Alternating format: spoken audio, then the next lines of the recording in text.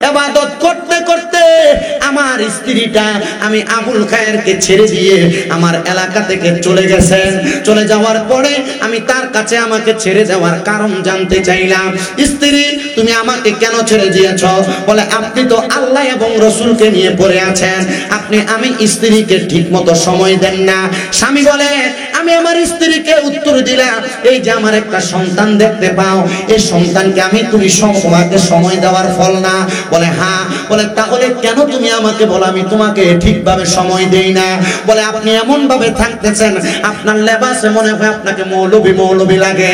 বাংলার সমাজে কুমিল্লার কাপ্তান বাজারে এমন অনেক মহিলা আছে, জামাই দাড়ি রাখলে কয় বুড়ার মতো লাগে। দাড়ি রাখো না, বয়সটা হোক তারপরে তুমি দাড়িটা রাখবা। না রে মুসলমান না, একটা কথা মনে রাখবা, অন্ধকার কবরে গেলে তোমার স্ত্রী তোমাকে একটা আমল দিয়ে সহযোগিতা করবে না, কিন্তু ওই দাড়ি ছাড়া যদি তুমি কবরে যাও, রহমতের নবী যদি কবরে তোমাকে বলে তোমাকে আমি চিনি না, কবরে উত্তর দেওয়ার মতো কোনো উত্তর পাইবা না। এই জন্য একটা কথা মনে রাখবা, নবীর সুন্নত দাড়িটা তুমি পালন করবা। আবুল খায়ের রহমতুল্লাহ আলাইহি বলে, আমার স্ত্রী আমাকে ত্যাগ করে দিয়ে চলে গেছে, আর আমার স্ত্রী আমাকে ছেড়ে দিয়ে যাওয়ার পরে আমি আমার সন্তানটাকে নিয়ে আল্লাহ তাআলার ইবাদতে মশগুল থাকতাম। আমার সন্তান একদিন আমার জন্য খাবার সংগ্রহ করার জন্য গেলেন। যাওয়ার পর ওই স্পেন এলাকার একজন বাদশাহ, এই আবুল খায়ের রহমতুল্লাহ আলাইহির বাড়ি হচ্ছে স্পেনে। কোথায়? হুজ্জাতুল্লাহিল আলামিন কিতাব, দ্বিতীয় খণ্ড 245 নাম্বার থেকে 47 নাম্বার পৃষ্ঠা পর্যন্ত এই ঘটনা দেওয়া। উনি বলেন, স্পেন এলাকায় আমার ছেলে গেছে আমার জন্য একটু খাবার সংগ্রহ করার জন্য। আপনার খাবার কি? বলে, আমার খাবার হচ্ছে একটা রুটিকে 4 টুকরা করা। এই 4 টুকরা রুটির 2 টুকরা ফজরের নামাজের পূর্বে আমি এবং আমার সন্তান সাহারি করা, আর 2 টুকরা ফজর মাগরিবের নামাজের আগে আমি এবং আমার সন্তানের ইফতার করা। আমরা এভাবে সময় কাটাইতাম, কারণ আমরা চিন্তা করতাম দুনিয়াতে বেশি খাইতে গেলে আমার খাবারের মধ্যে হারাম যুক্ত হওয়ার সম্ভাবনা আছে, আর যদি খাবারে হারাম যুক্ত হয় ইবাদত কবুল হবে? বলেন, ইবাদত কবুল হবে? উনি বলেন, আমার সন্তান যখন স্পেন এলাকার মধ্যে গেলেন আমার জন্য খাবার সংগ্রহ করার জন্য, স্পেনের বাদশা আমার সন্তানটাকে আটক করেছে। আবুল খায়ের রহমাতুল্লাহ আলাইহি বলেন, আমি ওই মুরাকাবার মধ্যে চিন্তা করতে লাগলাম, আমি মানুষের ঘরে খাবার খাই বিদায় আমার ইবাদত আল্লাহ তাআলার কাছে কবুল হয় না। এবার আমি আবুল খায়ের রহমাতুল্লাহ আলাইহি সুন্দর করে মানুষের ঘরে খাবার খাওয়া বন্ধ করে দিলাম। আমি কোনো মানুষের ঘরে কোনো খাবার খাই না। আমি চিন্তা করতে লাগলাম, আমি যে আজকে এতদিন পর্যন্ত কোনো খাবার খাই না, তাহলে আমার পেটের ক্ষুধার কারণে আমি দুনিয়াতে কিছুদিন পরে ইন্তেকাল করব। আবুল খায়ের রহমাতুল্লাহ আলাইহি বলেন, আমি 5 দিন পর্যন্ত টানা খাবার খাওয়া বন্ধ করে দিলাম। খাবার খাওয়া যখন আমি বন্ধ করলাম, আমার একমাত্র খাবার, যখন বৃষ্টি হইতো আমার একটা নামাজের মুসল্লা ছিল, যে নামাজের মুসল্লা আমি আমার হালাল টাকা দিয়ে কিনেছিলাম, ওই নামাজের মুসল্লাটাকে আমি বৃষ্টির পানিতে ভিজাইলাম। ভিজায়া ভিজায়া আমি নামাজের মুসল্লার একটি চিপা চিপা আমি সেখান থেকে পানি বক্ষণ করলাম। অনেক দিন পর্যন্ত আমার পানির ক্ষুধা নিবারণ হইল, কিন্তু যখন আমার নামাজের মুসল্লাটা শুকিয়ে গেল, আমি নামাজের মুসল্লাটা বিছিয়ে বিছিয়ে নামাজ পড়ি, কিন্তু 5 দিন হয় আমার পানিও শেষ হয়ে গেছে, কোনো খাবার নাই, আল্লাহ তাআলা আসমান থেকে বৃষ্টিও দেয় না। এবার আমি নামাজের পাশাপাশি অবসর সময়গুলা কাটানোর জন্য পেটের ক্ষুধায় টিকতে পারতেছি না, আমি আবার দুরূদ শরীফ আদায় করতেছি, সাল্লাল্লাহু আলাইকা ইয়া রাসূলুল্লাহ, আসসালাতু ওয়াসসালামু আলাইকা ইয়া রাসূলুল্লাহ। এমন ভাবে 5 দিন চলে গেছে। 5 দিনের মাথায় আমি ক্ষুধার জ্বালা সহ্য করতে না পাইরা আমার আল্লাহ তাআলার কাছে সিজদায় পড়ে রইলাম। আমি সিজদার মধ্যে ঘুমন্ত অবস্থায় ছিলাম। এমন টাইমে আমি নামাজের সিজদার মধ্যে দেখতেছি আমার ঘরের মধ্যে একটা নূরের আলো ঝলমল ঝলমল করতেছে।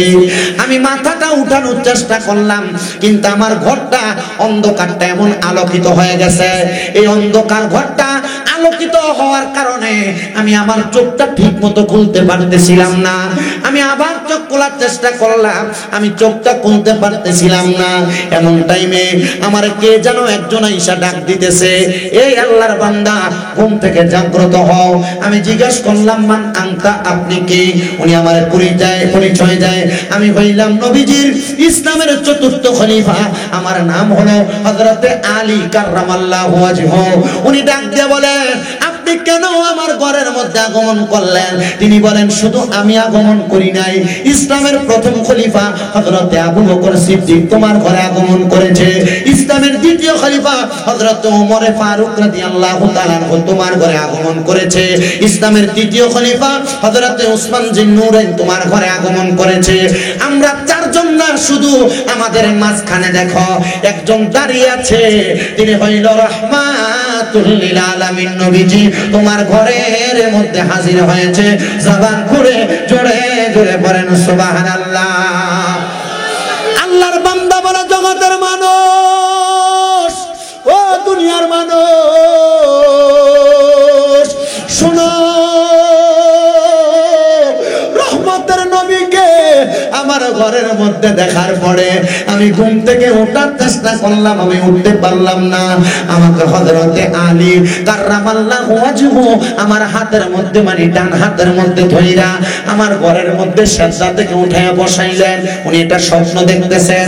তিনি বলেন, আমাকে যখন উঠাইলেন আমি দেখলাম আমার নবীজির নূরানি চেহারা মোবারক আমার চোখের সাথে পড়া। নবীজি আমারে বলতেছে, আরে আবুল কায়ের, আল্লাহর বান্দা, তুমি দুনিয়া জমিনে হারাম খাবার খাও নাই, পানি চিপা চিপা খাইছো, যেই পানি তুমি মেঘের পানি, আল্লাহর সৃষ্টি, আল্লাহর দেওয়া। দুনিয়ার কোন মানুষের খাবার তুমি তোমার পেটের মধ্যে ঢুকাও নাই। তোমার উদ্দেশ্য ছিল তোমার ইবাদতগুলা আল্লাহর কাছে গ্রহণযোগ্য বানাইবা। তাহলে তুমি কেন এই খাবারগুলা খাইলা না? আমি বুঝতে পারলাম। আজকে 5 দিন তোমার কাছে কোনো পানি নাই, খাইতে পারো না। বান্দা বলো, এখন যে সেজদা দিয়ে আসো, তুমি কি খাইতে পারলে তোমার কাছে ভালো লাগবে? উনি বলেন, অন্য কোনো কিছু লাগবে না, আমি যদি সামান্য একটু রুটি খাইতে পারতাম আমার পেটের ক্ষুধা নিবারণ হয়ে যাইত। এবার আল্লাহর হাবিব সাল্লাল্লাহু আলাইহি ওয়াসাল্লাম ওনাকে ঘুমের ঘরে স্বপ্নের মধ্যে নবীজির আস্তিন মুবারকের ভিতর থেকে একটা রুটি বের করলেন। বের করে বললেন, নে আল্লাহর বান্দা, তোর জন্য, তোর এত কষ্টের জন্য আমার পক্ষ থেকে তোকে একটা রুটি হাদিয়া দেওয়া হইল। জোরে বলেন। খাবার অনেক দিন খায় নাই।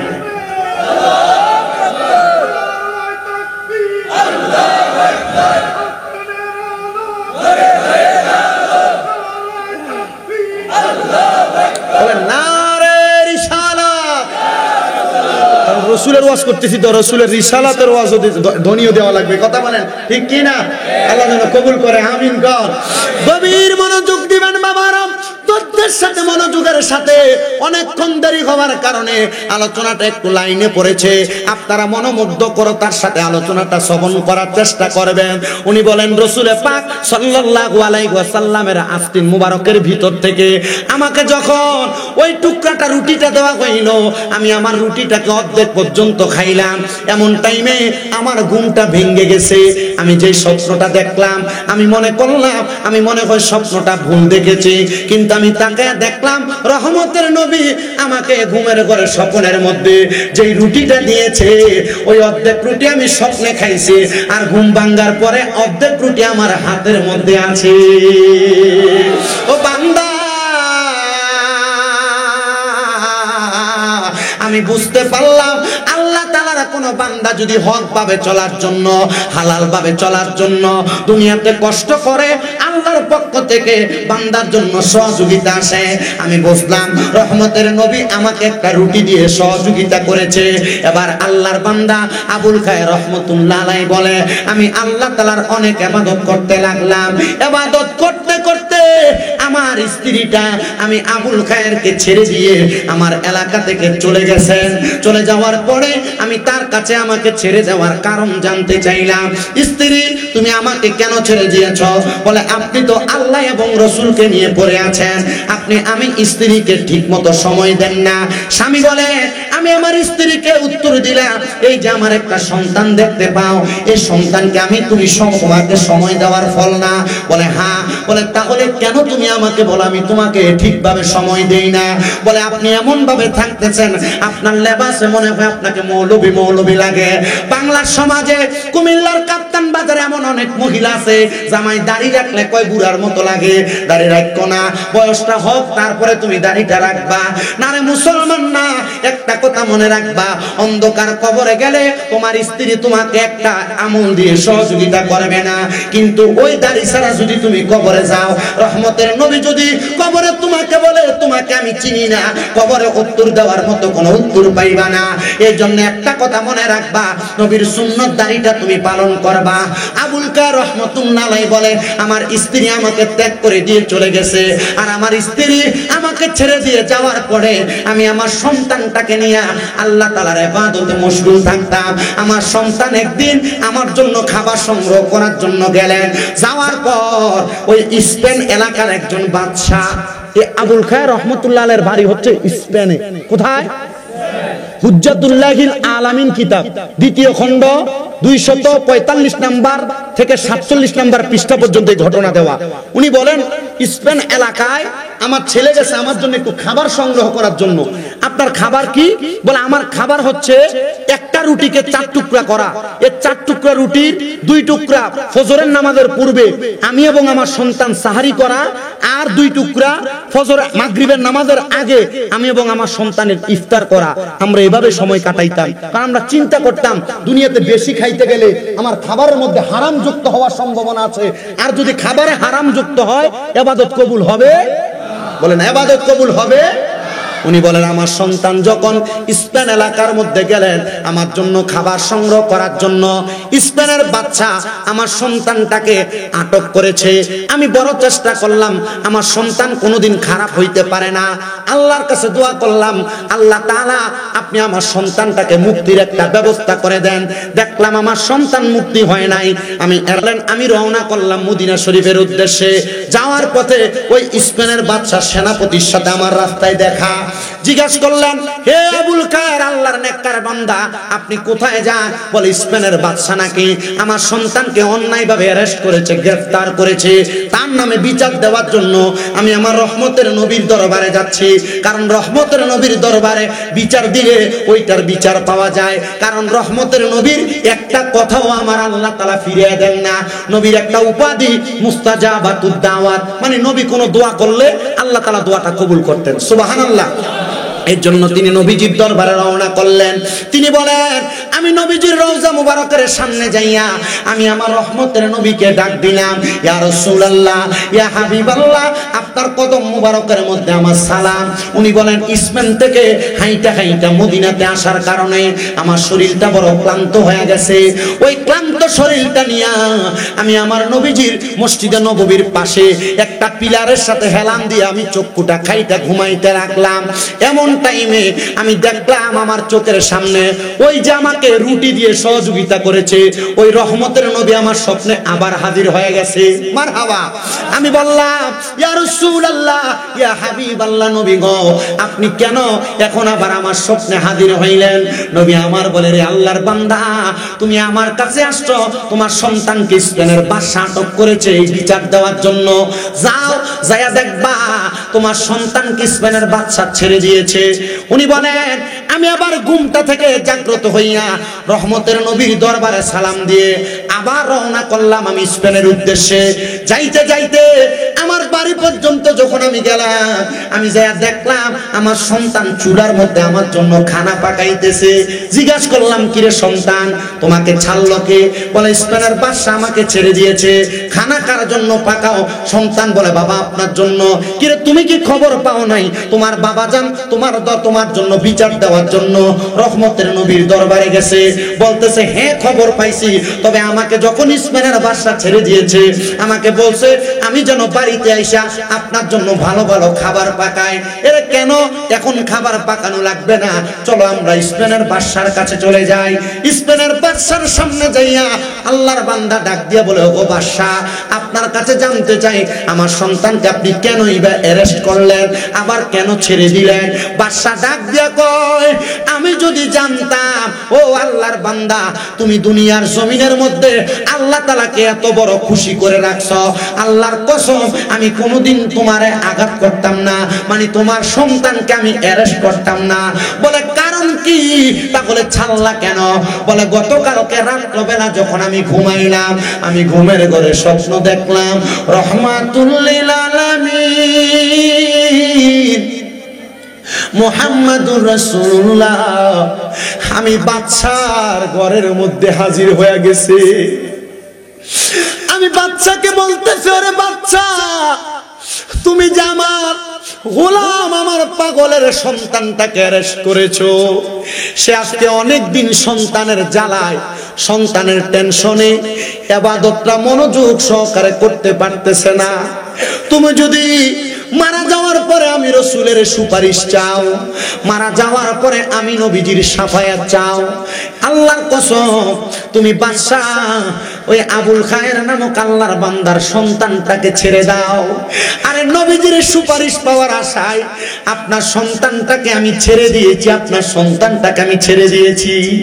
উনি বলেন, রহমতের নবী, তোমাকে যেহেতু আমার সন্তানের ব্যাপারে সুপারিশ করেছে স্বপ্নের মধ্যে, তাহলে আমার বিশ্বাস আল্লাহর কোন বান্দা যদি দুনিয়ার জমিনের মধ্যে নবীকে অধিক পরিমাণ স্মরণ করে, তাহলে ওই ব্যক্তিকে নবীজি ঘুমের ঘরে দিদার দান করবে।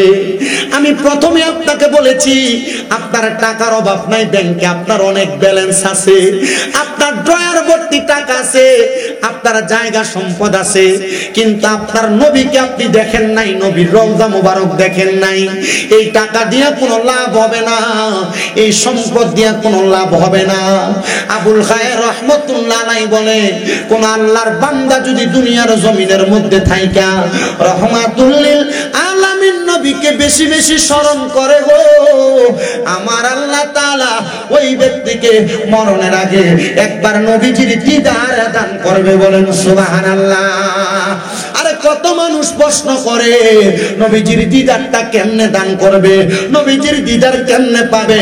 একবার নবীজির দিদার পাওয়া দরকার, একবার নবীজির দিদার পাওয়া দরকার। আরে নবীজির দিদার যদি না পান, মনে রাখবেন এলাকার মানুষ যখন মারা যায় বিসমিল্লাহি ওয়া আলা মিল্লাতে রাসূলিল্লাহ বলে আপনাকে যখন কবরে নামানো হবে, রাহমাতুল লিল আলামিন নবী বলে, সেই যদি আল্লাহর কোরআন রাসূলের পাকের হাদিস পড়া কবরে আসতে পারে, তাহলে দুনিয়ার মানুষ দেখবে তাকে মাটির মধ্যে শোয়া দেওয়া হয়, কিন্তু আমি নবী বললাম তাকে মাটির মধ্যে শোয়ানো হয় না। আমি রহমতের নবীর নূরানি কুল মুবারকের মধ্যে আমি ওই উম্মতকে নিয়ে নেই। বলেন সুবহানাল্লাহ। বললেন রহমতে আলমে নবী নূরে মুজাসসাম, রহমতে নূরে মুজাসসাম, সাহাবীরা আতর বানায় ওই নবীজির ঘাম। বলেন সাহাবীরা আতর বানায়। ও বাবা শুনো জানো মানো কেমন আমার নবীজি, যাহার পাগল চন্দ্র সূর্য তারকারাজি। বলেন যাহার পাগল চন্দ্র সূর্য জিও ভাই আরো শোনবানি সুন্দর কাহিনী। বলেন আরো শোনবানি সুন্দর কাহিনী, জান্নাতের রোমে রোমে লেখা নবীর নাম। বলেন রহমতে আলম নবী নূরে মুজাসসাম। বলেন রহমতে আমি সাহাবীরা আতর বানাই ওই নবীজির ঘাম মোবারক, সাহাবীরা আতর বানাই।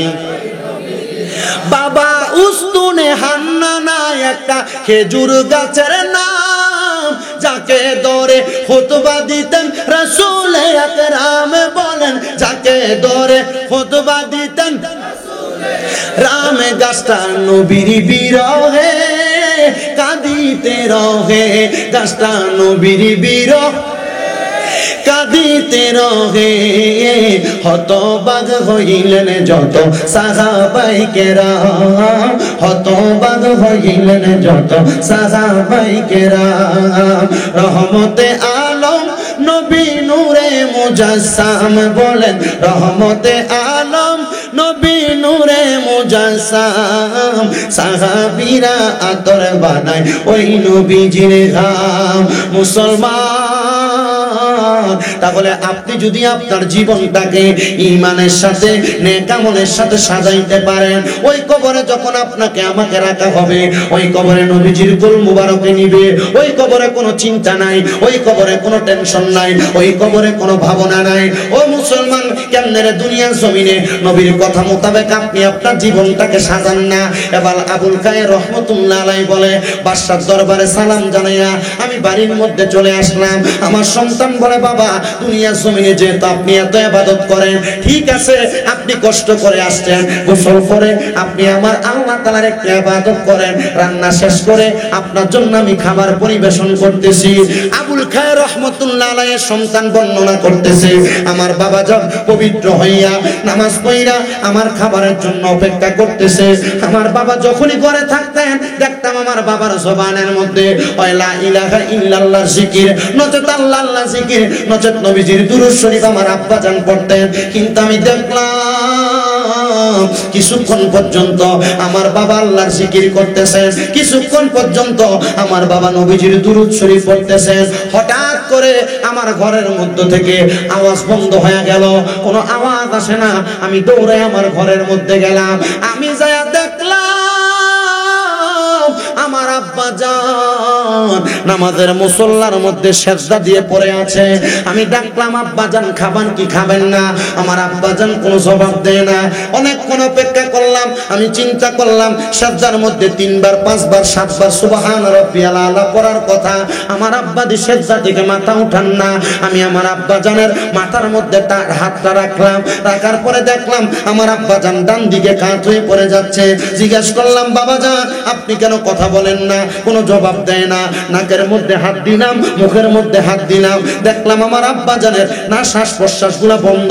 আমি বুঝতে পারলাম আমার আব্বা জান ইন্তেকাল করেছে। ইন্না লিল্লাহি ওয়া ইন্না ইলাইহি রাজিউন। সমস্ত এলাকার মানুষকে খবর দিলাম, আমার আব্বার কাফন হইল, আমার আব্বার দাফন হইল।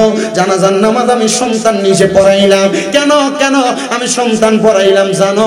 আল্লাহর নবীর ঘোষণা, দুনিয়ার জমিনে কোনো মা মারা যাওয়ার পরে, বাবা মারা যাওয়ার পরে কোনো সন্তান যদি তার মা বাবার জানাজার নামাজ পড়ায়, আল্লাহু আকবার বলে তাকবীর বান্দা আসসালামু আলাইকুম ওয়া রাহমাতুল্লাহ বইলা সালাম শেষ করার আগে আমার আল্লাহ তাআলা ওই সন্তানের মা বাবাকে maaf করে দেয়, মা বাবার জীবনের গুনাহ maaf করে দেয়। ও কাপ্তান বাজারের বাটার পুকুর পাড় আল আমিন ফুরকানিয়া মাদ্রাসা এলাকার কমিটিরা, ও এলাকাবাসীরা, এলাকাতে একটা ফুরকানিয়া মাদ্রাসা বানাইলেন। একটাবার চিন্তা করেন, ফুরকানিয়ার মধ্যে পড়িয়া আপনার সন্তান কোরআন শিখবে, ফুরকানিয়ায় পড়িয়া আপনার সন্তান হাদিস শিখবে, ওই সন্তান জানাজার নামাজ পড়ানো শিখবে। ওই সন্তান যদি আপনি বাবা মারা যাওয়ার পরে, আপনি মা মারা যাওয়ার পরে আপনার জানাজার নামাজে দাঁড়ায় যায়, আল্লাহর নবী বলতেছেন আল্লাহু আকবার বলে নিয়ত করলো, সালাম ফিরানোর আগে ওই মা বাপকে maaf করে দেওয়া হইল। মা বাপ কবরে যাওয়ার আগে নিষ্পাপ, ওই মা বাপকে আল্লাহ তাআলা জান্নাত প্রদান করবে। একটা সন্তানকে মাদ্রাসায় পড়াইবেন, বলে হুজুর মাদ্রাসায় পড়াবো না, আমার সন্তানকে জজ ম্যাজিস্ট্রেট বানাইবো, ডাক্তার বানাইবো। বানান সমস্যা নাই, বাংলাদেশে অনেক ডাক্তার আছে যারা নামাজ পড়াইতে পারে, বাংলাদেশে অনেক ডাক্তার আছে যারা কোরআন পড়তে পারে, বাংলাদেশে অনেক জজ অ্যাডভোকেট আছে যারা দুনিয়ার জমিনে নামাজ পড়াইতে পারে, কোরআন পড়তে পারে, জানাজা পড়াইতে পারে। আপনি আপনার সন্তানটাকে সর্বনিম্ন ইসলামের যে মৌলিক শিক্ষাগুলো শিখিয়ে দেন, আপনার সন্তান যদি আপনার জানাজা পড়ায়, আল্লাহ আপনার জীবনের গুনাহ maaf করে দিবে। আবুল খায়ের আল্লাহর বান্দার সন্তান বলে, আমি আমার আব্বারে জানাজার নামাজ পড়াইয়া আমার নিজ হাতে কবরে রাখলাম। মিনহা খালাকনাকুম ওয়া ফিহা নুঈদুকুম ওয়া মিনহা নুখরিজুকুম তারাতান উখরা বইলা কবরে রাখলাম। জবান বন্ধ নাই, মুহাব্বতের আওয়াজে পড়েন আল্লাহু আকবার। সবাই জোরে জোরে জোরে শুনে পড়েন আল্লাহুম্মা সাল্লি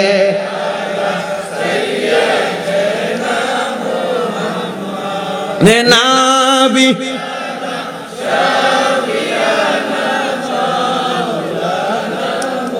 আমরা সবাই হাজির হইলাম মায়ার নবীজির মাহফিলে। হায়রে দয়া করে কবুল করেন মায়ার আল্লাহ আমরা রে। আল্লাহুম্মা সাল্লি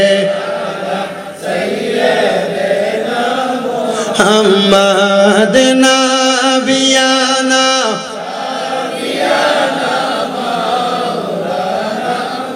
মুসলমান মুসলমান, ও নবীর উম্মতের দলেরা, সন্তান বলে আমি আমার আব্বা জানের জানাজা পড়াইলাম, আমি আমার আব্বারে দাফন করলাম। আজকের মাহফিলে কত সন্তান বসছে, নিজের হাতে আব্বারে কাঁধের মধ্যে কইরা নিয়ে কবরে শোয়া দিছে। কত সন্তান বসছে রে, নিজের মারে কবরে শোয়া দিয়ে আসছে। এখন ওই মা বাবার সঙ্গে তুমি সন্তানের যোগাযোগ নাই। ওই সন্তান বলে আমি আমার আব্বারে কবরে শোয়াইলাম, আমি সন্তানের কাছে কোনো কষ্ট লাগে নাই, কারণ আমার আব্বার চরিত্র সম্পর্কে আমি সুদপুতে জানি। আমার আব্বা মারা যাওয়ার পরে কষ্ট পাবে এমন কোনো কথা না।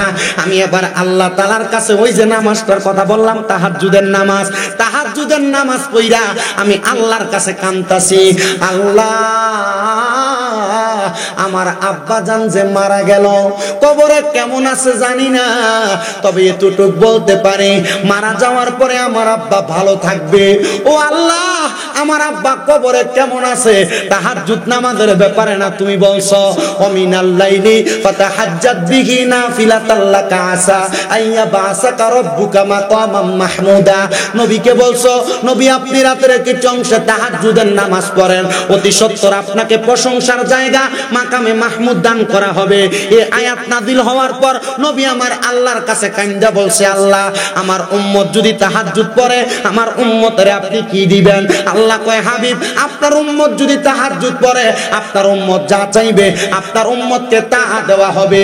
আমার আল্লাহ তাআলার প্যারা হাবিবের কথা মোতাবেক ওই আল্লাহর বান্দা তাহাজ্জুদ পড়ে পড়ে কান্দে, ও আল্লাহ আমার আব্বা মারা গেছে, আব্বা কবরে কেমন আছে আমি সন্তান একবার দেখতে চাই। আপনারা বলেন মা বাপ মারা যাওয়ার পরে আব্বা আম্মা কবরে কেমন আছে? সন্তান যদি নামাজি হয়, সন্তান যদি নেককার হয়, কান্না কইরা মুরাকাবা করলে আমার আল্লাহ মা বাপরে দেখা দিতে কি পারে না?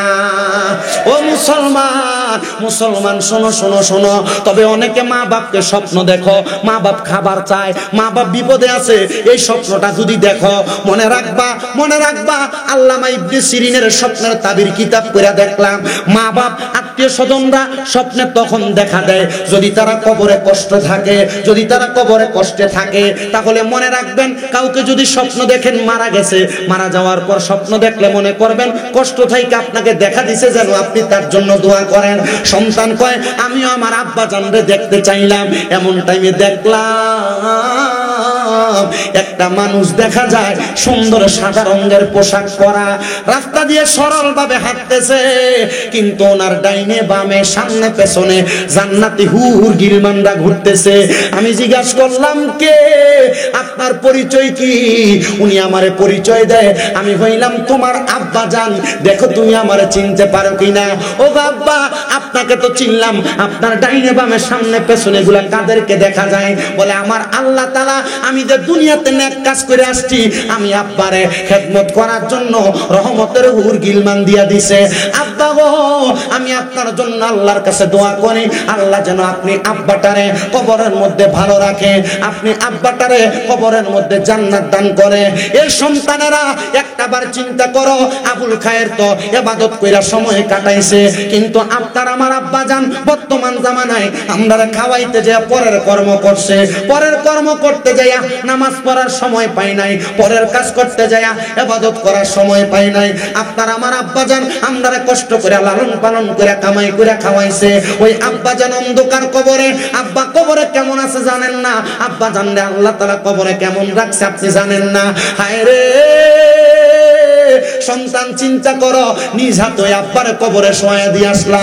বিদেশ আব্বা থাকলে মোবাইলে ইমো কলের মাধ্যমে ওই আব্বার সঙ্গে কথা বলতে পারো, কিন্তু বাবা জান কবরে কেমন আছে একটাবারও খবর নিতে পারো না। আব্বা জান কবরের মধ্যে কষ্টে আছে না ভালো আছে সন্তান জানো না। ওই আব্বা তোমারে এত কষ্ট করে মানুষ করছে, আব্বা জানের লুঙ্গি ছিঁড়া থাকতো কিন্তু তুমি সন্তানদের দামি কাপড় কিনা দিত। ওই আব্বা জান তোমারে এত কষ্ট করে মানুষ করছে, তুমি সন্তানরে আব্বা ঈদে নতুন জামা কাপড় কিনা দিত, কিন্তু আব্বা পুরান পাঞ্জাবি আয়রন করে পড়তো। কি গো আব্বা আপনি যে নতুন জামা কাপড় পরেন না? আব্বা বলতো এখন কি আর আমরা ঈদের বয়স আসেনি? আব্বা অভাবের কথা বলতো না, টাকা খরচ করতো না। তুমি সন্তানের ভবিষ্যতের কথা চিন্তা কইরা আজকে তুমি সন্তানের কাছে লাখ লাখ টাকা আছে, কিন্তু তোমার আব্বা জান অন্ধকার কবরে 500 টাকা দিয়ে কিনা আব্বার একটা লুঙ্গি পরাইতে পারো না। পরাইবা কেমনে ওই আব্বা জান অন্ধকার কবরে? সন্তান 5-10 টাকা আব্বার কাছে চাইয়া দিতা। আজকে তোমার বাবার বয়সী কত দোকানের মধ্যে মুরব্বী বাবা বৈশা থাকে, তোমার আব্বারে তো উক্তি করে পকেট থেকে 100 টাকা হাত খরচের জন্য দিতে পারো না। আরে দিবা কেমনে? ওই আব্বা জান তো অন্ধকার কবরে।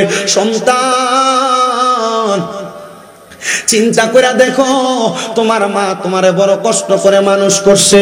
হে সন্তানের দল, হে সন্তানের দল, একটাবার চিন্তা করো, ওই মা এত কষ্ট করে মানুষ করছে, মা জননী ভালো করে খায় নাই, ভালো করে ঘুমায় নাই, সকালবেলা পান্তা ভাত গুলা তুই সন্তানের জন্য রাইখা দিছে। আমার ফুতে কাজকর্ম করে আসবো, স্কুল মাদ্রাসা থেকে আসবো, আমার ফুতে পান্তা ভাত গুলা খাইলে তার কলজা ঠান্ডা হবে। মার কাপড় ছিঁড়া থাকতো, কাপড় রাস্তার মধ্যে 5-10 টাকা বাইন্দা রাখতো, তুমি ফুতের ওই টাকাটা দিয়া দিত। ঘরের মধ্যে 3 টুকরা মাছ রান্না করলে বাপে দুপুর বেলা বাপেরটা খাইতো, তুমি তোমারটা খাইতা, মা আমার মাছের টুকরাটা খাইতো না, তুমি সন্তানের জন্য রাইখা দিত। মা চিন্তা করতাম আমার সন্তান রাত্রবেলা মজা করে খানা খাইবো, মাছুল গুলা দিয়া বাতরা খাইয়া সময় কাটে দিত। আজকে তোমার ওই মা কবরে। একবার চিন্তা করো রে কাপ্তান বাজারের মা হারা পুতেরা, ওই মা যদি বাইচা থাকতো, ওই মারে তুমি তোমার টাকা দিয়া কত আনন্দে রাখতা। অনেক সন্তান আজকে বসছে, মা বাপ বাচ্চা আছে, টাকা পয়সাও আছে, বাইয়ে বাইয়ে ঝগড়া কইরা মা বাপরে খাওয়ানি নিয়ে একটা ঝগড়া দ্বন্দ্ব কইরা ওই মা বাপরে ভাত দেয় না। অনেক সন্তান আছে বউয়ের কথা শুই না আম্মা আব্বারে খানা দেয় না। আম্মা আব্বারে জুদা করে দিছ, আম্মা সকালে এক ঘরে খায়, আব্বা দুপুরে আরেক ঘরে খায়, রাত্রবেলা আরেক ঘরে খায়। আমি বলবো এই মাহফিলে যদি এমন কোন সুতা থাকো, তোমার মতো সুতার আমার দরকার নাই। আমি শামীম দাদা না, পুরা কুমিল্লার সবচাইতে বড় আলেম দিয়া যদি ওয়াজ করাও আর মা বাপরে বাত না দাও, মা বাপরে জুদা কইরা দাও, আমি শামীম দাদার ওয়াজ শুনা তোমার কোনো লাভ হবে না। বলে হুজুর কেন কেন কেন? আল্লাহর নবী হাদিস বলে, রিদার রাব্বি ফি রিদাল ওয়ালিদাইন, সাকাতুর রাব্বি ফি সাকাতিল ওয়ালিদাইন। আম্মা আব্বার সন্তুষ্টিতে, আম্মা আব্বার খুশিতে আমার আল্লাহ খুশি হয়ে যায়, আম্মা আব্বার রাগান্বিততে আমার আল্লাহ রাগান্বিত হয়ে যায়। মা বাপরে বাত না দিয়া, মা বাপরে জুদা করে দিয়া শামীম রেদার ওয়াজ শুনবা, তোমার মতো সুতার আমার দরকার নাই। এ সন্তান দে তোর পাও আমার সামনে দে, আমি শামীম দাদার জিব্বা লাগাইয়া তোর পাও আমি পরিষ্কার করে দিব। তবু ওয়াদা করবি ওই মা বাপরে যদি আলাদা করে থাকো, আজকে মাহফিল থেকে বাড়িতে যাইয়া আম্মা আব্বার পা গুলার মধ্যে ধরবা আর ধরে বলবা, মা ও আব্বা আপনারা জুদা করছি, আলাদা করছি, মাপ চাই, আর আলাদা খাওয়া লাগবে না। কারণ মা বাবা বুড়া হয়ে গেলে জিব্বার স্বাদ নষ্ট হয়ে যায়, কখন কোনটা খাবে ভয়ে তুমি ফুতের কাছে কয় না। কারণ ফুত যদি ধমক দেয়, আল্লাহর নবী কয় কিয়ামতের একটা আলামত হইল, কিয়ামতের আগে সন্তানরা মা বাপরে ধমক দিয়া কথা কইব। এ সন্তান তুমি জানো না তোমার মা বাবার যে সপ্তাহ তোমার ঘরে খানা হয়, ওই দিন তোমার ঘরে আর বালা রান্দা হয় না। ও সন্তান আম্মা আব্বার কদমটার মধ্যে ধরে কইবা, ও আম্মা ও আব্বা আজকে থেকে এক ঘরে থাকবেন, 3 ভাইয়ের ঘর থেকে 3 রকমের খানা আপনার সামনে আসবে, আপনার যেটা দিয়া মন চাই সেটা দিয়ে আপনি খাবার খাইবেন। ওই মা বাবা অন্ধকার কবরে। সন্তান চিন্তা করো না, চিন্তা কইরো না, ওই মা বাবার মনে কষ্ট যদি দিয়া থাকো, আল্লাহর কাছে আজকে আখিরি মুনাজাতে মাফ চাইবা, আল্লাহর কাছে দোয়া চাইবা, আল্লাহ আমারে মাফ করে দাও। কিন্তু মনে রাখবা, যদি কোনো সন্তান এমন মা বাপরে কষ্ট দিয়া থাকো, এখান থেকে যাইয়া আম্মা আব্বার কদমে ধরে মাফ চাইবা। অনেকে চিন্তা করে হুজুর মাফ চাইবো দূরের কথা, আমি তো 2 ঈদের সময় মা বাপের পাশ হইয়া সালামি করি না, আমি মাফ চাইবো কেমনে? আরে শুধু সালাম করে না, আল্লাহর নবী আবু দাউদ শরীফের হাদিস শরীফের মাধ্যমে বলতেছে, মাঝে মাঝে সুযোগ পাইলে আম্মা আব্বার কদমের ভিতরে চুমা দিবা। ও নবী কেন গো? কারণ আম্মা আব্বার কদমে চুমা দিলে আল্লাহর জান্নাতের চৌকাঠে চুমা দেওয়ার সওয়াব পাওয়া যায়। হায় রে সন্তান, অনেকে চিন্তা করে হুজুর যাদের বাড়িতে আব্বা আছে তারা বাড়িতে যাইয়া আব্বা আম্মার কদমে ধরে মাপ চাইবো। আমার তো আব্বা নাই, আমি কার পায়ে ধরে মাপ চাইবো? এ সন্তান অনেকে চিন্তা করতেছে হুজুর যাদের বাড়িতে মা আছে তারা বাড়িতে যাইয়া মার পায়ে ধরে মাপ চাইবো। আমার তো মা নাই, আমি কার পায়ে ধরে মাপ চাইবো? সন্তান সন্তান চিন্তা কইরো না, মাপ চাওয়ার সুযোগ যদি তোমার না থাকে, আল্লাহর নবী কয় কোন সন্তানের মা মারা যাওয়ার পরে, বাবা মারা যাওয়ার পরে ওই সন্তান যদি আল্লাহর কাছে হাত বাড়ায় বলে রব্বির হামহুমা কামা রব্বায়ানি সগীরা ওয়া কুর রব্বির হামহুমা কামা রব্বায়ানি সগীরা, এই দোয়াটা করার সময় সন্তানের মণিকোঠার মধ্যে একটা মাছির মাথা পরিমাণ পানি যদি ছাইরা দিয়া কান্না করে, ওই পানি মাটিতে পড়ার আগে আমার আল্লাহ তাআলা ওই সন্তানের মা বাবার কবরের আযাব মাফ করে দেয়। হায় রে সন্তান, ওই মা কবরে, ওই বাবা কবরে, ওই মা বাপ যদি কবরে থাকে, ওই মা বাপরে তো সেবা করতে পারো না, মা বাপরে একটু ভালো খাওয়াইতে পারো না। এ সন্তান তোমার কাছে আবদার, আমার কথাটা মনোযোগ দিয়া শুনবা, যদি ভালো লাগে আমার কথাটার উপর তুমি কাজ করবা।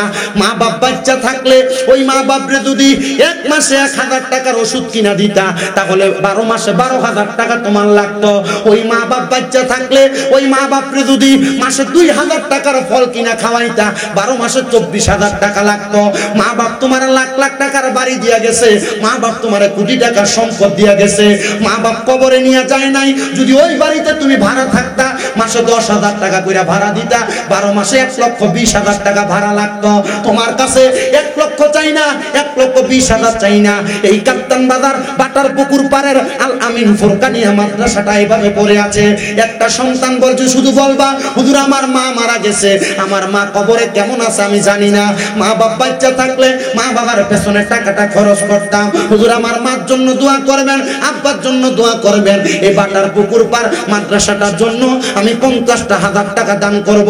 আসেন নাকি একটা সন্তান হাতটা বাড়ায়া বলবেন, বলে হুজুর আমার মার জন্য দোয়া চাই, এই মাদ্রাসার জন্য আমি সন্তান 20,000 টাকা দান করব। একটা সন্তান হাত বাড়াইবেন, আপনার জন্য মন খুলে দোয়া করা হবে। সন্তানের দলেরা টাকা পয়সা ধন সম্পত্তি সব করে থাকবে, আপনি কবরে থাকবেন, আপনার সন্তান আপদে কুকতে টাকা পয়সা ব্যয় করবে, কবরের আযাব মাফ চাইয়া একটা সন্তান হাত বাড়াইবেন, মাদ্রাসাটার জন্য 50,000 টাকা, যদি না পারেন 20,000 টাকা দান করবেন, পারলে নগদ দিবেন, না পারলে 1 মাস পরে দিবেন, না পারলে 6 মাস পরে দিবেন, দাবি নাই। একজন শুধু হাত বাড়াইবেন, হুজুর আমার মা নাই দোয়া করবেন, বাবা নাই দোয়া করবেন, আমি আমার মা বাবার জন্য দোয়া চাই, 20,000 টাকা আমি আমার মা বাবার জন্য দোয়া চাইয়া এই মাদ্রাসার জন্য দান করব। আসেন একজন, কে দিবে ভাই স্যার? নাম কি? পোস্টারের নাম আছে? আপনারা সবাই শুনতেছে, মাদ্রাসার কাজের লেগে 50,000 টাকা চাইছি। কত দিবেন?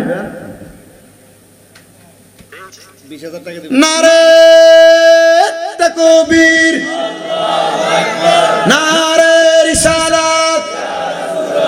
ফরহাদ ভাই দান করেছেন 20,000 টাকা, জোরে বলেন মারহাবা। আল্লাহ কবুল করো, মঞ্জুর করো। আমার ফরহাদ ভাই যে আশা করে মাদ্রাসার কাজের জন্য দান করে দিলেন 20,000 টাকা, আল্লাহ আমার ফরহাদ ভাইয়ের বংশের কবর আযাব মাফ করো, কামাই রুজির মধ্যে বরকত দান করো, হায়াতের মধ্যে বরকত দান করো। এমন কোন রোগ দিও না যে রোগের কারণে তুমি আল্লাহর ইবাদত করতে কষ্ট হয়। 20,000 যদি আরেকজন থাকেন হাত তুলবেন, 10,000 টাকা দিবেন। 10 জন মানুষ নবীজির মোহাব্বতে এই মাদ্রাসাকে মোহাব্বত কইরা কে দিবেন? 1 নাম্বার 10,000 টাকা। ইসকন সংগঠন তারে কুবায়া মারছে, মসজিদের ভিতরে ইট পাটকেল নিক্ষেপ করেছে, অতি সত্বর তাকে কাঠগড়ায় নিয়ে বিচারের আওতায় আনেন। আন্যচার বাংলার তৌহিদি মুসলমান এক হয়ে মাঠে নামবে এদেরকে প্রতিহত করার জন্য। কথা বলেন ঠিক কিনা? আরে এই উগ্রবাদীরা বাংলাদেশের ভিতরে সহিংসতা তৈরি করতেছে, বাংলাদেশকে লাঞ্ছিত এবং বঞ্চিত প্রমাণ করার জন্য। আমরা ধর্মীয় মুসলমান যতদিন বাইচে থাকবো ততদিন বাংলাদেশে কোনো সহিংসতা হইতে দিব? বলেন দিব? কালিমার আওয়াজটা উঁচা করেন, দেখবেন পাওয়ার, ইমানি পাওয়ার বাড়বে। দেখেন নাই শাহজালাল ইয়ামিনী গরু গোবিন্দর সাথে যুদ্ধ করছে, ইট পাটকেল মারে নাই, তরবারি নেয় নাই, তিন নেয় নাই, নাসিরউদ্দিন সিফা সালারি দিয়ে আল্লাহ আকবার কই আযান দিয়েছে, পুরা রাজপ্রাসাদ গরু গোবিন্দর ভেঙে গেছে। আবার কিছু সুরের ঘরে সুরেরা গত কয়দিন আগে এমন একজন আল্লাহর ওলির মাজার ভাঙছে। কথা কন না কেন? যেগুলো এমন আল্লাহর ওলির মাজারের বিরোধিতা করবে, আল্লাহর ওলির মাজারে হামলা করবে, মনে করবেন এটির নিয়ত ভালো না, এটি ইসলামের ভালো করতে চায় না, এগুলো ইসলামের ক্ষতি করতে চায়। বলে হুজুর কারণ কি? আর আমরা বাপসা সাবাব দাদারা এরা বাংলাদেশের জমিনের ভিতরে ধুতি আর লুঙ্গি পড়তে পারে না, ধুতি পড়ছে। শাহজালাল ইয়ামিনী আইসা আমরা লুঙ্গি পরাইছি। কথা কন না কেন? তো যারা এমন শাহজালাল শাহপুরান সহ বড় বড় আউলিয়া কেরামের মাথার ভাঙতে যায়, এরা কি আসলে ইসলামের শত্রু না বালা? কথা কন। দেখবেন এরার মাথা তো টুপি আছে, পাঞ্জাবি আছে, লাঠি লিয়ে দৌড়াদৌড়ি করে। আল্লাহ এগুলা থেকে আমাদের হেফাজত করুক। আমিন কে আসতে গেছেন আপনারা? আরো জোরে কোন আমিন। আমাদের কালিমার আওয়াজ যদি উচ্চ হয়, কালিমার আওয়াজ যদি ভয়ঙ্কর হয়, মায়াবী হয়, তাহলেই দেখবেন এই কালিমার আওয়াজের কারণে মুসলমানের সাথে কেউ দাঙ্গা হাঙ্গামা করতে সাহস করবে। তো মুহাব্বতে কালিমা পড়েন, লা ইলাহা ইল্লাল্লাহ জিকির করো সর্বদাই, পাগল মনা মার দমতা কিতে বইল না তার নাম। মারহাবা আল্লাহ আল্লাহ। কথা কইতে অনেক কথা কইতে আল্লাহ আল্লাহ আল্লাহ আল্লাহ আল্লাহ আল্লাহ আল্লাহ আল্লাহ দম দম জফর নাম আল্লাহ আল্লাহ দম দম এক মারহাবা আল্লাহ আল্লাহ। দমের উপর বাড়িঘর দম চাপিলে সবই পর, দমের উপর বাড়িঘর দম চাপিলে সবই পর, দমে দমে তালাশ করো কে আছে আপন। মারহাবা আল্লাহ আল্লাহ দমে দমে মারহাবা আল্লাহ আল্লাহ। কেবা তোমার বইন ভাই সঙ্গের সাথী কেহ নাই, কেবা তোমার বইন ভাই সঙ্গের সাথী কেহ নাই, পরকালে যাইবার বেলা কাউরে পাইবা না। মারহাবা আল্লাহ আল্লাহ। জিকির করেন আল্লাহ আল্লাহকে সব নাই। আল্লাহ আল্লাহ আসিলে তুফান ভাঙবে না ঘরবা, আসিলে তুফান ভাঙবে না ঘরবা, মন পাখি কইরা যাবে নিজ জঙ্গলাই দমে দমে। মারহাবা আল্লাহ আল্লাহ। নবী ছাড়া আপন কে গহনা, হায়রে মুমিন ভাই নবী ছাড়া আপন কে গহনা। মারহাবা আল্লাহ আল্লাহ আল্লাহ আল্লাহ। নবী মাদরি গর্বে আসিয়া পিতা হারা হইয়া, এতিম রূপে আসলেন এই দুনিয়ায়।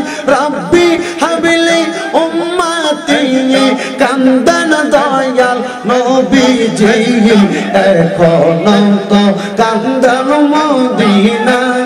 হায়রে মুমিন ভাই নবী সারা আমার বান্ধব কে নাই। মারহাবা আল্লাহ আল্লাহ আল্লাহ আল্লাহ আল্লাহ আল্লাহ আল্লাহ আল্লাহ। নবী ছাড়া বান্ধব কে না, হায়রে মুমিন ভাই নবী সারা বান্ধব কে নাই। মারহাবা আল্লাহ আল্লাহ আল্লাহ আল্লাহ আল্লাহ। মনরে বন্ধু বান্ধব আছে যত, জানা যাই যাবে শত শত, আদার গোরে কেউ তো যাবে না। মনরে মারহাবা আল্লাহ আল্লাহ। ওই তো বনের সঙ্গের সাথী নবী নুরি দন, পাগল মন একবার আর বাবলে না রে তোর হইব রে মন। মারহাবা আল্লাহ আল্লাহ। মরে দর্শন প্রতি আছে যত, মরে থাকবে শত শত, আপন তোমার কেউ তো হবে না। মারহাবা আল্লাহ আল্লাহ আল্লাহ আল্লাহ। ওই কবরে ধন সম্পত্তি আমল ঈমান হঠাৎ একদিন আজরাইলে ফাঁসি দিব তোমার গলে, শেষ করিব আমাদের জীবন। মারহাবা আল্লাহ আল্লাহ আল্লাহ আল্লাহ আল্লাহ আল্লাহ। ইলাহা ইল্লাল্লাহু মুহাম্মাদুর রাসূলুল্লাহ সাল্লাল্লাহু আলাইহি ওয়াসাল্লাম। সবাই পড়ি সাল্লাল্লাহু আলাইহি ওয়াসাল্লাম। আল্লাহুম্মা আমিন, আল্লাহুম্মা আমিন। আলহামদুলিল্লাহি রাব্বিল আলামিন। আসসালাতু ওয়াসসালামু আলা রাসূলিল কারীম। রব্বানা যালামনা আনফুসানা ওয়া ইল্লাম তাগফির লানা ওয়া তারহামনা লানাকুনান্না মিনাল খাসিরিন। রব্বানা আতিনা ফিদ দুনিয়া হাসানাতাও ওয়া ফিল আখিরাতি হাসানাতাও ওয়া কিনা আযাবান নার। মাবুদ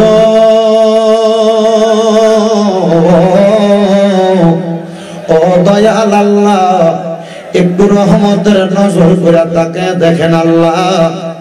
এই কুমিল্লা জেলার অন্তর্গত সদর থানাধীন কাপ্তান বাজার বাটার পুকুর পার আল আমিন ফুরকানিয়া মাদ্রাসা সংলগ্ন এলাকাবাসীর আয়োজনে সুন্দর ওয়াজ ও দোয়ার মাহফিলের ইন্তজাম করে আমার সঙ্গে আমার দাড়ি পাকা বয়স্ক বাবারা, যুবক নওজোয়ান ভাইয়েরা, ছোট্ট ছোট্ট মাসুম বাচ্চারা, বিশেষ করে উলামায়ে কেরাম, তালেবুল ইলমরা, পর্দার অন্তরালের আমার কত মা বোনেরা আজকের মুনাজাতের মধ্যে হাত বাড়াইছে আল্লাহ।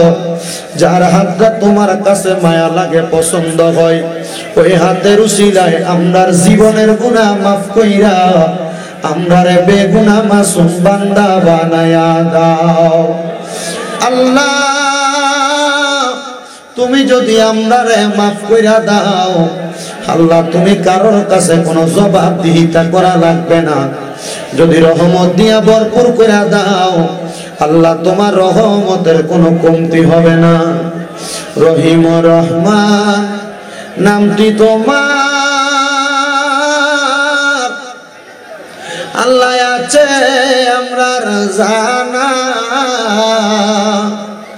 সেই নামেরও সিলাই গো গুনাহ করে দাও ক্ষমা আল্লাহ। আমরা গুনাহ করছি, বড় অন্যায় করে ফেলাইছি গো আল্লাহ। আমরার গুনার দিকে না তাকাইয়া রাহমাতুল লিল আলামিন নবীর উসিলায় আমরা সবাইরে তুমি কবুল আর মঞ্জুর করে নাও দয়াল রে। আজকের মুনাজাতে কে জানি গাত বাড়াইছে, কার জানি জগতের মধ্যে আব্বা নাই। যেই বাবা রিক্সা চালাইয়া মাটি কাইটা মাথার গাম পায়ে ফালাইয়া পরের বাড়িতে বদলার কাজ কইরা সন্তানরে মানুষের মতো মানুষ বানানো, আব্বা নিজের রক্তরে পানি বানাইছে। এমন আব্বা যাদের অন্ধকার কবরে আল্লাহ, আব্বার কবর তুমি আল্লাহ জান্নাতের বাগান বানায়া দাও। মনিব কার জানি জগতের মধ্যে মা নাই, হায়রে মা, যে মারে মা কইয়া ডাক দিলে কলিজার আগুন পর্যন্ত ঠান্ডা হইয়া যায়। আল্লাহ কে জানি হাত বাড়াইছে এমন জনম দুঃখী মারে কবর দেশে শোয়া, ওরে 3.5 হাত গর্তে ফেলে কেমন করে আইলা চলে, তোমার বাড়ি আইতে দেরি হইলে যে মা ঘুমাইতো না, ওই কবর দেশে মায়ের পাশে একটু রইলি না। কেমন আছেন বাবা মনি, কেমন আছেন মা জননী, একবার তো খবরে লইলি না। ওই মা বাবার মনে কষ্ট দিয়া দুনিয়াতে বাইচা থাইকা শান্তি তুমি সন্তান পাইবা না রে। মা বাবার খবর লইলি না। আল্লাহ, কত এতিমেরা মাহফিল শেষ করে বাড়িতে যাবে, সবার চেহারা দেখবে কিন্তু মা বাবার চেহারা দেখবে না। আল্লাহ, যাদের মা বাবা কবরে, আম্মা আব্বার কবর জান্নাতের বাগান বানিয়ে দাও। যাদের মা বাবা বেঁচে আছে, আম্মা আব্বার হায়াতের মধ্যে বরকত দান করো, আম্মা আব্বার সেবা যত্ন করার তৌফিক দান করো। আল্লাহ, প্রত্যেকের ব্যবসা বাণিজ্য কাজে কর্মে চাকরি বাকরির মধ্যে বরকত দান করো। যারা পড়ালেখা করে বিদ্যা বুদ্ধি বাড়াইয়া দাও, মানে সম্মান ইজ্জতে জিন্দেগি নসিব করে দাও। আল্লাহ, বিশেষ করে আজকের মাহফিলে যারা টাকা দিয়া, পয়সা দিয়া, শ্রম দিয়া, বুদ্ধি দিয়া, পরামর্শ দিয়া, মাইক দিয়া, লাইট দিয়া, প্যান্ডেল দিয়া, সোশ্যাল মিডিয়ার বাইরা সহ সম্মানিত শ্রোতা মণ্ডলী, অতিথি মণ্ডলী, প্রত্যেককে তুমি আল্লাহর কুদরতের দরবারে কবুল মঞ্জুর করে নাও। সোনার বাংলাদেশের উপর তোমার খাস রহমত বরকত দান করো। আল্লাহ, আমার ফিলিস্তিনের মুসলমান ভাইদেরকে তুমি হেফাজত দান করো, ইসরায়েলের জালেমের জুলুম থেকে তাদেরকে হেফাজত দান করো। আল্লাহ, বিশেষ করে বাংলাদেশের কত মানুষ দেশ বিদেশ থেকে দোয়া চায়, প্রত্যেকের খাস দোয়া তুমি কবুল মঞ্জুর করো। এ আলামিন ফুরকানিয়া মাদ্রাসার জন্য 50,000, 20,000, 10,000, 5,000, 2,000, 1,000 পর্যন্ত, 1 টাকা পর্যন্ত যারা সহযোগিতা করেছে, প্রত্যেকের দোয়া তুমি কবুল মঞ্জুর করো। এই মাহফিল কিয়ামতের আগ পর্যন্ত দায়েম এবং কায়েম রাখো। পর্দার অন্তরালে কত মা বোনেরা দোয়া চাই, আমার মা বোনদেরকে কবুল মঞ্জুর করে নাও রব্বুল আলামিন। আল্লাহ, অনেক প্রবাসী ভাইরা বিদেশ থেকে দোয়া চায়, আমার প্রত্যেক প্রবাসী ভাইদের খাস দোয়া তুমি কবুল মঞ্জুর করে নাও রব্বুল আলামিন। আল্লাহ, অনেকে পার্সোনাল ভাবে দোয়া চাইছে, আল্লাহ প্রত্যেকের খাস দোয়াগুলো কবুল মঞ্জুর করে। আমাদের প্রত্যেকের মরণের আগে বারবার তাওয়াফে বাইতুল্লাহ, জিয়ারতে রওজা রাসূলুল্লাহ নসিব করায়েন। আর আখিরি নবী মুহাম্মদ মুস্তাফা, আহমদ মুস্তাফা সাল্লাল্লাহু আলাইহি ওয়াসাল্লামের ওসিলায় আমাদের প্রত্যেককে দরখাস্ত কবুল করে মরণের আগে আখিরি জবানে মধুর কালেমা পড়ে দিবেন, লা ইলাহা ইল্লাল্লাহু মুহাম্মাদুর রাসূলুল্লাহ সাল্লাল্লাহু আলাইহি ওয়াসাল্লাম। আসসালামু আলাইকুম ওয়া রাহমাতুল্লাহ।